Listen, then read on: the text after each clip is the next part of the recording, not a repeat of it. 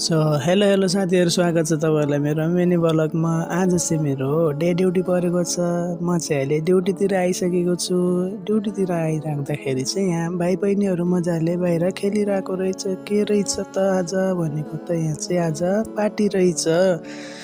शारदा स्कुलको भाइ बहिनीहरूलाई लिएर उहाँहरूको सर म्यामहरू चाहिँ हाम्रो मिनी कटेजमा आउनुभएको रहेछ। सानोतिनो प्रोग्रामहरू गर्नुभयो अनि फेरि नास्ता खाँदै हुनुहुन्छ भाइ बहिनीहरूले।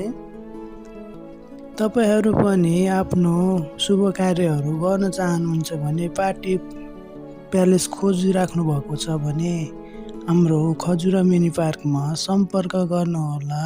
हाम्रो यहाँ सबै किसिमका कार्यक्रमहरू हुन्छ, जस्तै बर्थडे, एनिभर्सरी अनि कुनै सभाहरू गर्नु मन छ भने तपाईँहरू हामीलाई सम्झनुहुन्छ। अब चाहिँ म बोनलेस चिकन काट्दैछु। यो चिकन चाहिँ हाम्रो फ्राई राइसमा जान्छ, चिकन चिल्लीमा जान्छ अनि त हाम्रो चाउमिनमा पनि जान्छ है। त्यही भएर मैले बोनलेस चिकनहरू मजाले काटिरहेको छु, किनकि यो सबैमा काम लाग्छ, फ्राई राइसमा पनि, नुडल्समा पनि। अनि आज चाहिँ हाम्रो सर म्यामको एनिभर्सरी रहेछ। Happy anniversary both of you है।